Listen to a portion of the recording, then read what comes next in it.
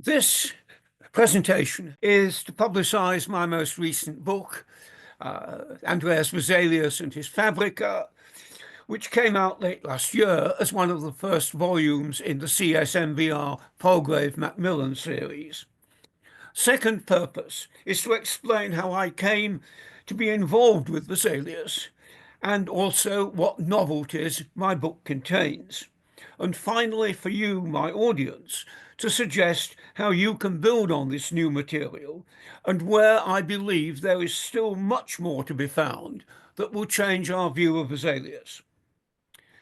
I gave my first lecture on Vesalius as long ago as 1978, and I published a few small articles on him and on Renaissance anatomy.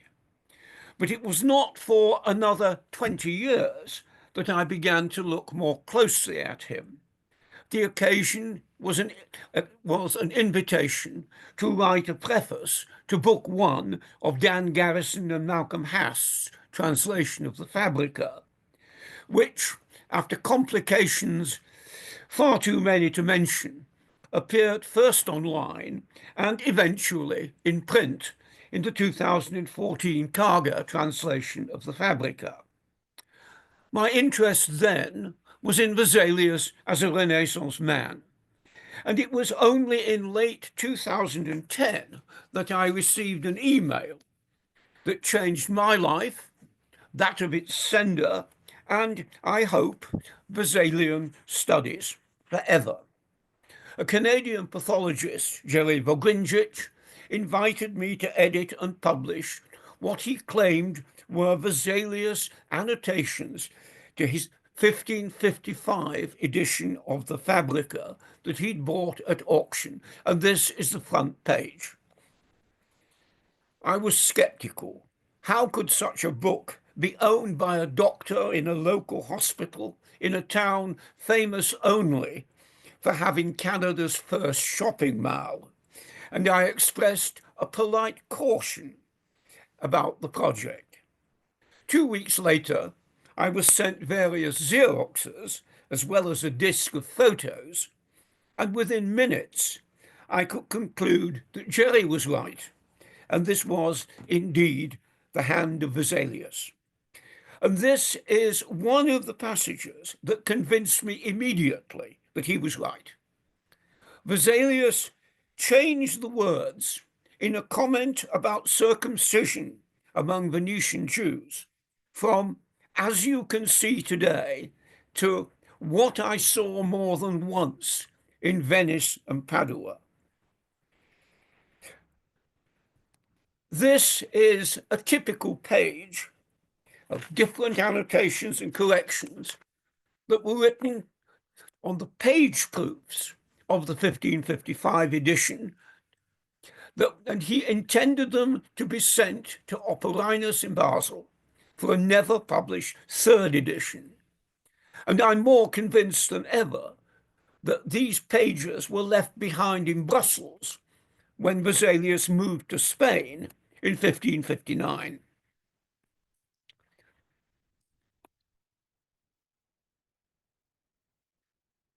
Most of the year 2011 was spent transcribing the hundreds of notes, and in December 2012, I published my report on this discovery in Medical History.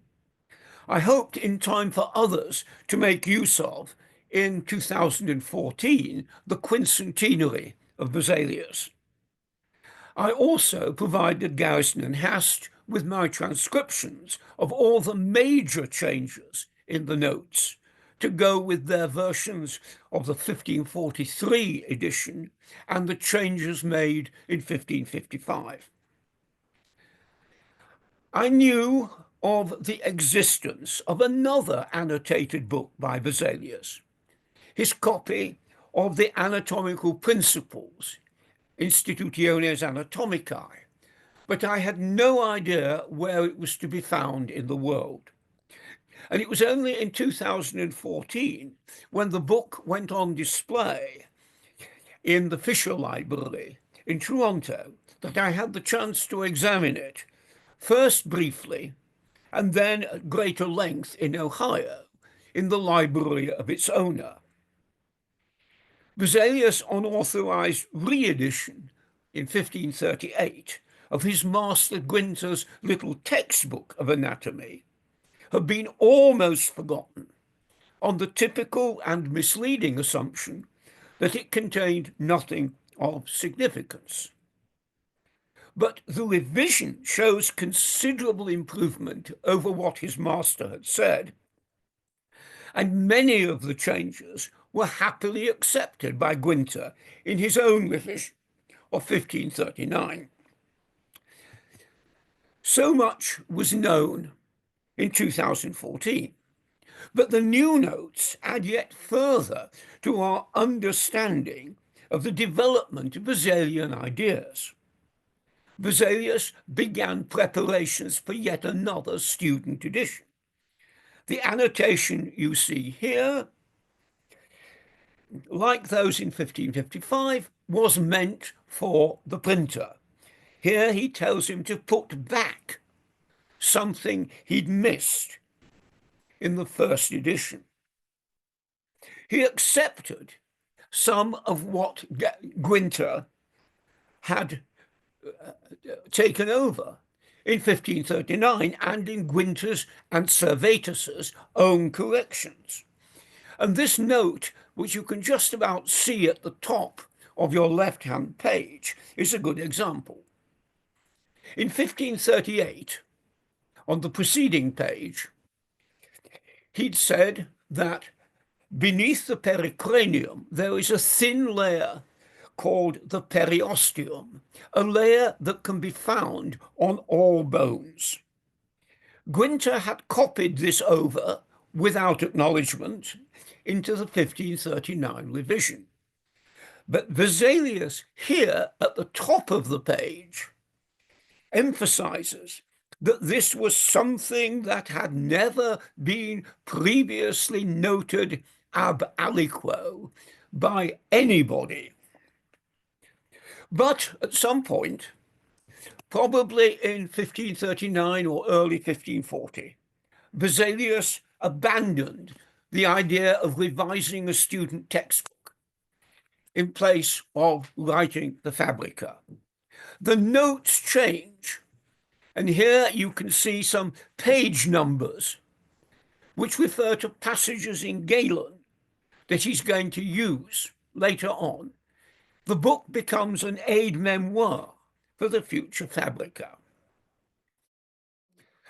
My 2017 translation of the Institutiones makes it clear now for anybody the extent to which the 1538 edition and the annotations improve on Gwynter's original and on his revision.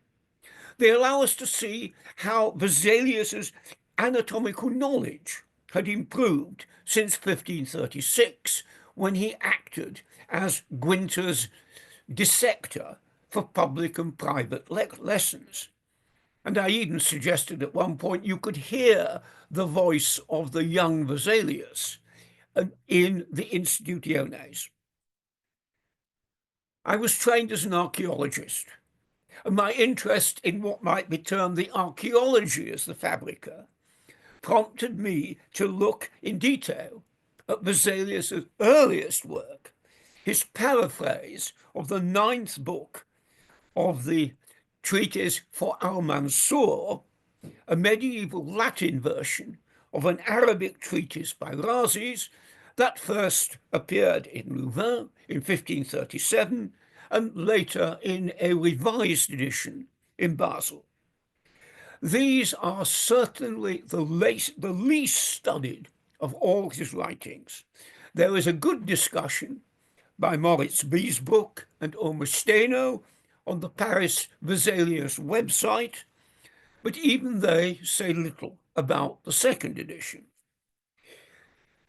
The paraphrase is dismissed as a student exercise, and any comment on the second edition is confined to a few lines at most. The book is confined to the dustbin of history. It isn't research, It's an intellectual dead end. But remember, 1535, 1536 is not 1543. And this medieval compendium of practical medicine was still valued and well used.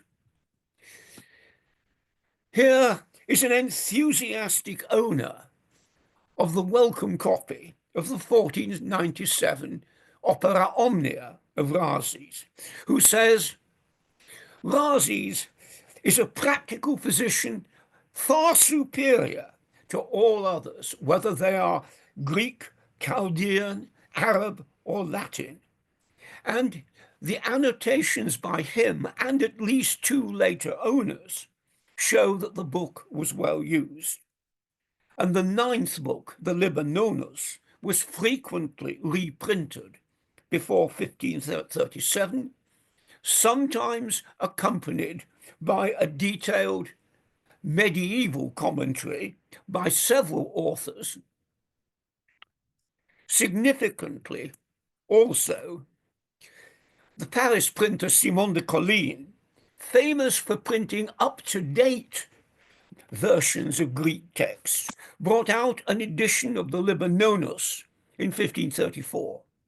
And it's this that may have served as the spur for Vesalius' revision. Now, thanks to the annotations and the new material from the paraphrases, and here I pass to the first innovation in my book, we can trace the development of Vesalius' ideas from his student days almost to the end of his life in 1564, when he published the examination, the examen, his response to the criticisms of Gabriele Fallopian. There is no other Renaissance medic, indeed there are few other medics and scientists ever who give us such an insight into his working methods throughout his life. And I'm going to concentrate here on two main novelties in my book. The first is the new evidence from the paraphrases, and the second is his relations with his printers. Now, the primary aim of the paraphrase was to turn the harsh, hispid, and increasingly outdated Latin of the medieval translator into modern humanist Latin with a new modern technical vocabulary based on classical Latin. Remember, Vesalius had been well educated at the best school in Belgium and at the best university. And throughout his life, Vesalius is concerned with the wording of his books. He wants to get his message over clearly, precisely, and elegantly. And here is one small example taken at random. The last word in this medieval translation of lethargy, the paragraph on lethargy, which is subeth, is replaced in the Greek by the words in the Latin, New Latin, by the Greek terms lethargo phrenitides. Vesalius keeps the overall sense of the passage. He changes some of the words. The old-fashioned cum aliquis is replaced by the modern Latin si quis. No change in meaning. And he adds little words here and there to make clear or clearer what Rhazes had said. In this, he's only doing what his masters, Sylvius and Guinter, and other members of the Paris faculty had been doing in improving the style of the Almansorem. He is making it more accurate and a more fluent translation of a text that had long been familiar in medieval dress. And we shouldn't forget that he also planned, and may have gone some way to completing the plan, he planned to modernize all the 10 books of the Al-Mansura. But he's doing it for a book of which he did not know the original Arabic. He knew no Arabic. All he could do was make stylistic changes to make greater clarity and to obey his conviction, which is not entirely false, that Razi's prescriptions kept close to what he'd inherited from Galen and the Greeks. And so by using Greek, he could correct a corrupt passage in medieval Latin. This ignorance of Arabic did not inhibit him from acting philologically. He adds comments and notes in the margin. The right took Paul of Aegina and Alexander of Tralles. He compares variants in printed editions, manuscripts, including one that he says belonged to his grandfather. He makes an ingenious emendation based on Pliny. He's wrong, but his suspicions were admirable. Here, in the margin, he says that some people have the title as the equivalent of lethargo, the Arabic subet, and others interpret it as meaning a deep sleep. And you can find both variants in manuscripts and printed texts. Those of you who are very sharp-eyed and know Latin will have seen that the Louvain printer, Vesalius, made a mistake in reading Vesalius's handwriting. And instead of printing the nominative form, alii, he printed the accusative singular, allium. And this is typical of the quality of Rutger's printing. Mistakes abound.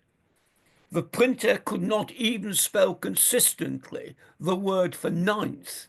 In the heading, it's often given two N's, nonnus, instead of nonus.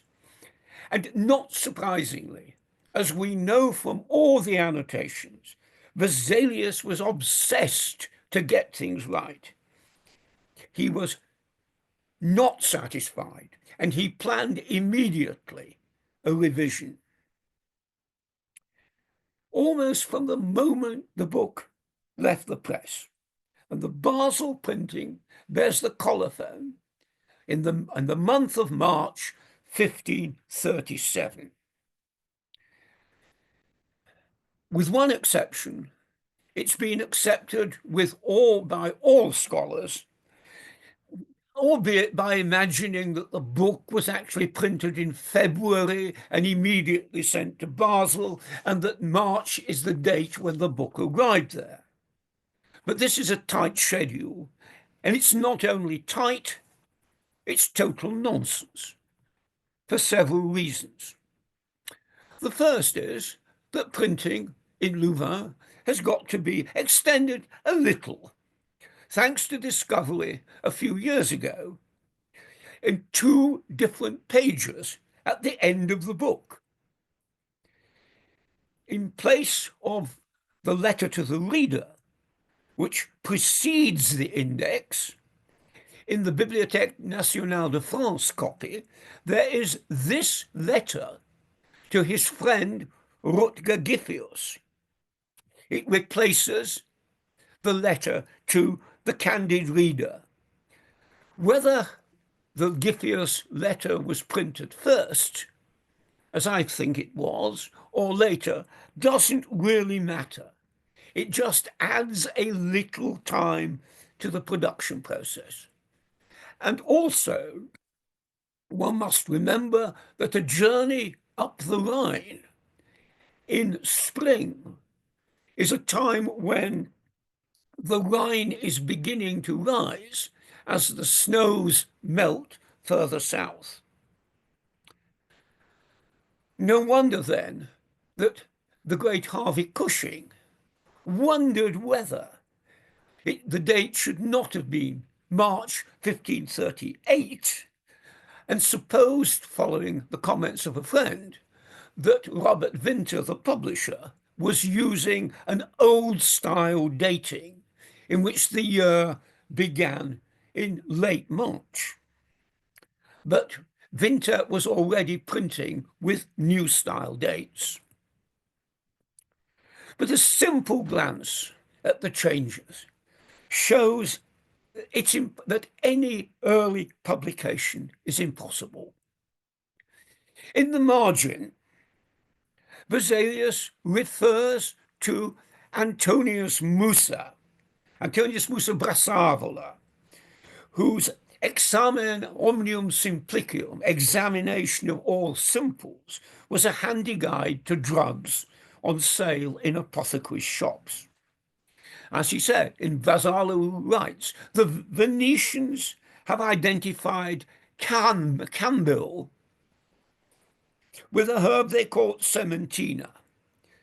But Brassavola had doubts, and he invokes the authority of Avicenna and Serapion. And this is what Vesalius copies out on page 189.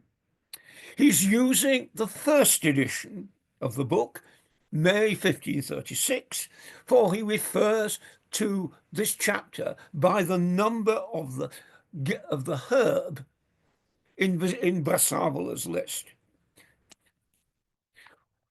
When did the book come into Vesalius's hands? It may not have reached Paris until summer 1536. And even then, even if you don't allow for a copy then to be sent on to Louvain or Brussels, Vesalius has got to read through its very, very many pages to discover the relevant passage. But this is merely one example of the large number and very different character of the changes between the two editions. Most of those in the text are minor, particularly in the first few pages, an odd word here and there. But chapter 31 on melancholy and chapter 52 on glaucoma are considerably rewritten. And in the margins, there are over 150 additions and changes. Vesalius wants to correct therapeutic errors. He says immediate paralysis from a head wound is usually incapable. But if paralysis is developed over a longer period or from some internal cause, it can be cured. He offers ideas on what is the best drug, but constituent, to use in a recipe. And he warns about, as here, about dangerous consequences. If a pea or a small bean has been lodged in an ear, introducing something moist into the ear may cause it to expand and make matters worse. He adjusts the recipe in the book, sometimes in tiny details by suggesting a possible change in the quantity of a constituent, and he sometimes feels compelled to add remedies of his own taken from Galen and others to produce the same effect that Rhazes would have wished, and that's I quote. And he talks about his experience in the apothecary's shop. No longer do they have access to real, true terra sigillata. And they also sell nice, tasty sweet cakes made with flour, almonds, sugar, and rosewater. Now, much of this information about apothecary shops will have been picked up in Paris, in Louvain, and from just talking with his father, the apothecary. But here is one new addition relating to his native region. In Brabant, there are some small bushes that bear small red fruits that are very useful in cases of vomiting. But you can't quite tell how many of these remedies he actually used himself. He does use the word I twice, but he's offering an opinion rather than commenting on a technique. And you can't tell whether he sees himself as one of the practici, a word often used to refer to surgeons, but not alone, or the many people, some or others, whose ideas and therapies are recorded anonymously in the margin. Now, abandoning that March 1537 date provides an answer to two questions that have long troubled me. Why did Vesalius choose as publisher Robert Winter, and Winter agree to publish Vesalius? In summer 1513, spring 1537, neither man knew the other.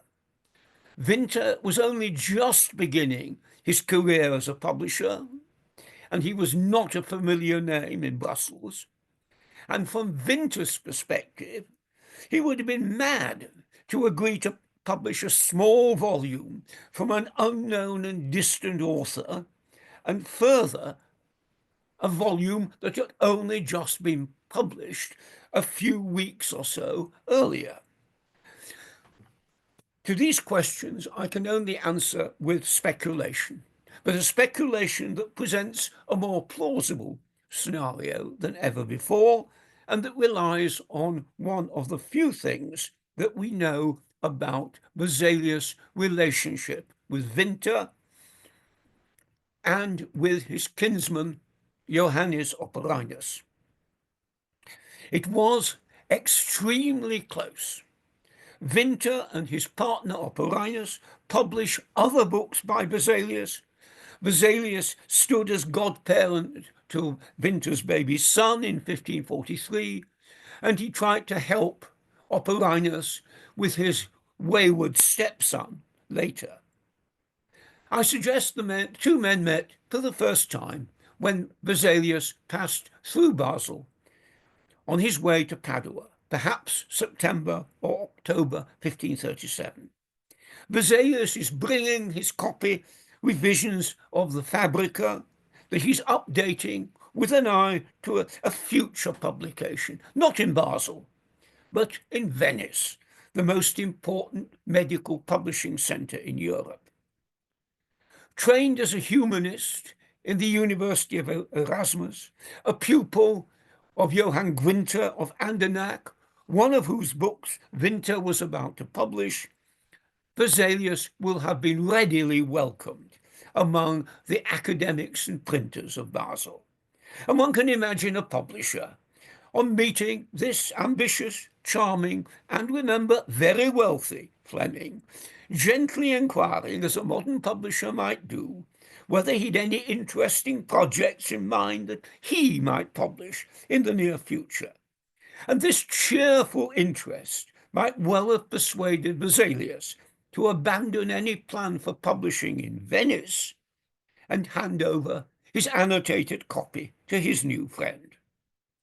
So by the end of the year, or possibly in March 1538, the book was published, and it began a printing relationship with Winter and Operinus that lasted until 1555, if not later. Vesalius, as we can see from his notes, his revisions, and the 1543 letter to Operinus, was unusual in his appreciation of the possibilities of the printing press.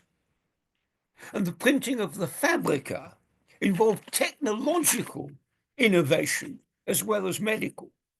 And in my book, I explore further this aspect. And I'm going to only mention very briefly two aspects. The first, speculative, the role of the Basel printers. Every Renaissance historian of medicine and science should know the remarkable catalogue of Basel printings in science and medicine, that was compiled by Frank Hieronymus, and you will learn much from the wealth of details in its notes, illustrations, and description. They show a major public progression in Basel from a local German market in medicine in 1530 to a major publication of the classical authors like the 1538 edition of Galen in Greek. And by 1540, Basel printers, whether alone or in consortia, had the ability and the finance to publish for a large European market. But the Fabrica is of a technical complexity unmatched in any scientific book outside Italy, with one famous exception. Michael Issengrin's printing of the illustrated herbal of Leonhard Fuchs, the De Historia Stirpium of 1542. In the small world of Basel, Issengrin's plans must have been known in 1541, if not earlier, and the sheer size of the volume, the number of the illustrations, the quality of their draftsmanship set new standards for northern Italy.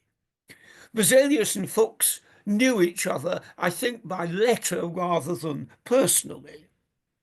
But I suggest that Issengrin was the spur to Operinus actually accepting Vesalius' proposal for the Fabrica. If Issengrin could do it, why not Operinus? And once you start looking at possible influence from Issengrin, you can find several interesting comparisons, not least that famous and very unusual portrait of Vesalius at the beginning of the Fabrica. Compare it with that of Fuchs.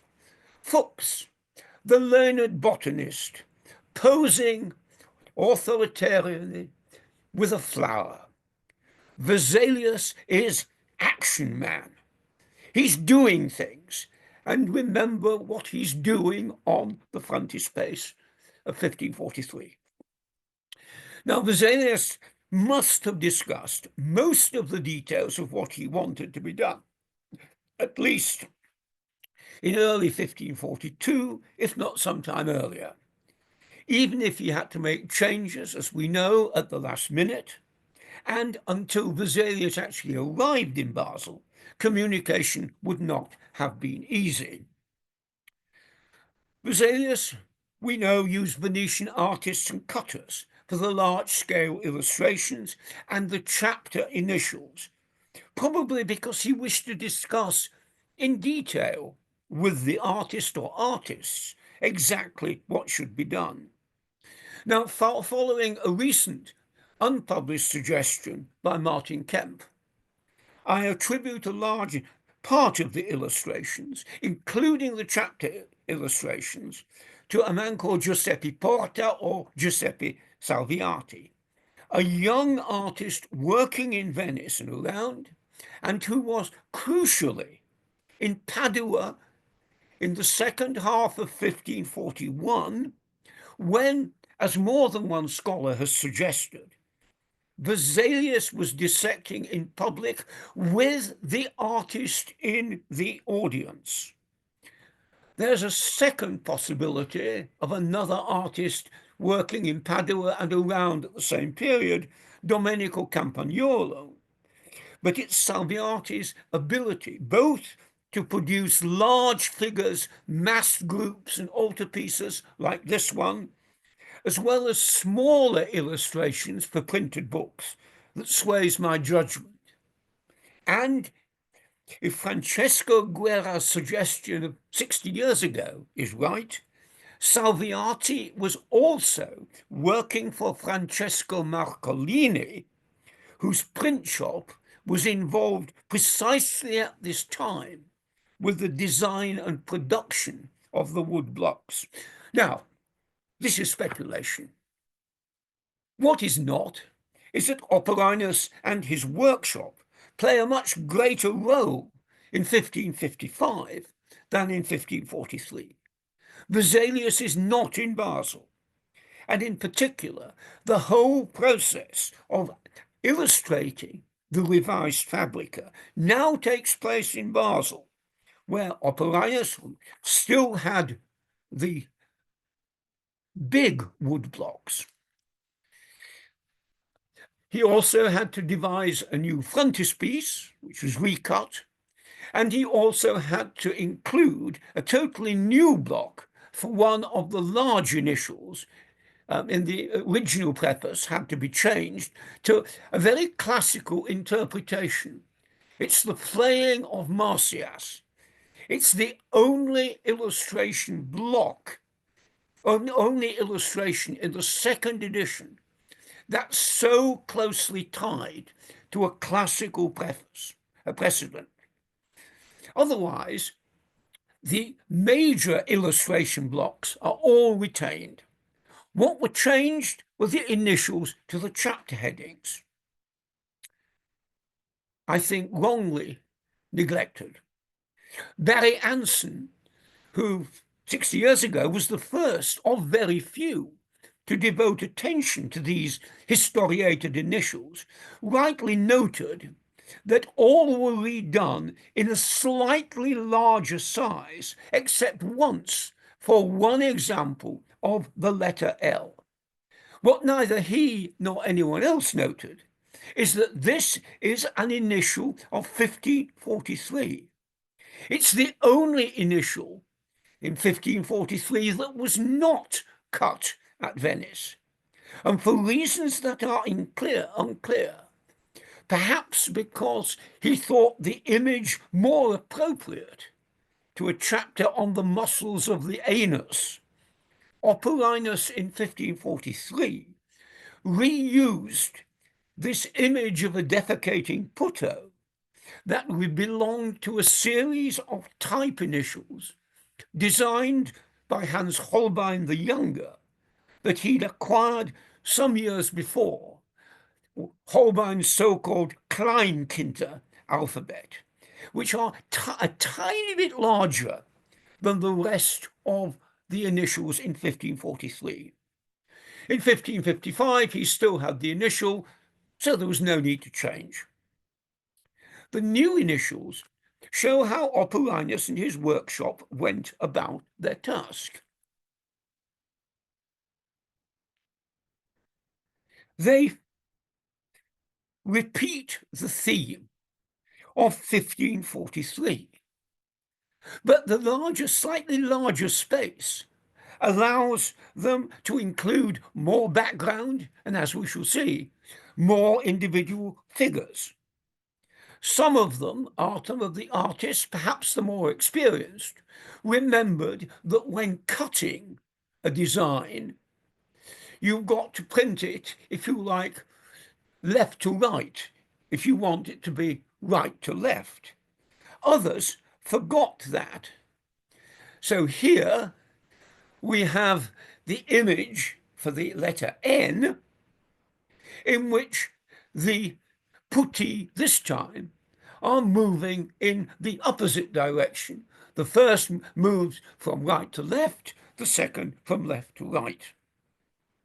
Now, in the book, I tried to do two things: to tell the story of the Fabrica from Vesalius' time in Paris to his death and beyond, and to, in that way, to provide a framework for the future telling of his story.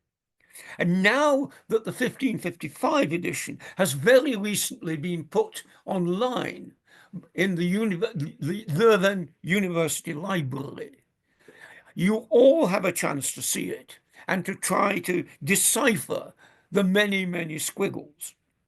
And in particular, medical specialists, thanks to this, to my and to Garrison and Haas translation, can now follow the history of Vesalius' ideas on a particular organ or body part much easier than they ever have done. But that's for the future, as is a replacement for the great biography of Vesalius by Donald O'Malley. a wonderful achievement in its own day. It's now over 60 years old. And much new material has been found, not least by the Belgian Vesalians, whom I've already mentioned. We do need now a good account of Vesalius the practitioner. And here, this is the importance of the paraphrases, and still more of letters to and from Vesalius after 1543. We need to remember that he was born to be a courtier. He would have known from the start what life at court entailed. Hours of boredom, constant movement at the emperor's will, and don't forget Charles V was a great traveller. Requests from help from all and sundry for posts or honours. And let us not forget the constant backbiting and malicious gossip found in any court. Now, O'Malley, relying on a comment by the Pisan physician Giovanni Argentario, that Vesalius was almost expelled from court, linked it with the story widely spread about that Vesalius was accused in the 1560s of having dissected someone while he was still alive, and he thus had to go on a pilgrimage to Jerusalem in penance. Alas, that story, which has been exploded over the last few years, is just like Argentario's comment. Argentario at the bottom says Vesalius was also almost expelled from the court and family of Caesar because he had written against Galen. O'Malley was using the Opera Omnia edition of Argentario, published at Hanau in 1610, and typically, I'm afraid, he misunderstood the Latin name of the place of publication and called it Hanover. But in fact, this is a totally different book. It's a totally different work. It's from Argentario's Varia Opera de Re Medica, various works on medicine, of 1550. And Argentario's comments relate to the first 5 years of his court employment, to the 1540s, and in no way to the 1560s. Now, there may well have been some hostility at court to Vesalius. He was a pushy young man. He was, in the eyes of nobles, the son of a tradesman, an apothecary, ennobled only later in life. And the reason given by Argentario that he was criticized for attacking Galen is entirely plausible for this date. Given the criticism, the rantings of the imperial physician Giulio Alessandrino, of Silvius and others at the time, it relates to the immediate impact of the Fabrica, not to Spanish prejudices. Now, this is but one example of the information on Vesalius the man, the physician, and the courtier that is there to be discovered in libraries and archives, or simply be put together from the sources already published. Like my book, I hope that this neglected material will be used by those younger than me to present not just a biography of Vesalius the anatomy, but one that emphasizes that he was constantly thinking. He was constantly eager to get things right. He was a scholar. He was a friend of artists and printers. He was a shrewd businessman. He was, in short, a true Renaissance man. So, go to it, my friends. And thank you.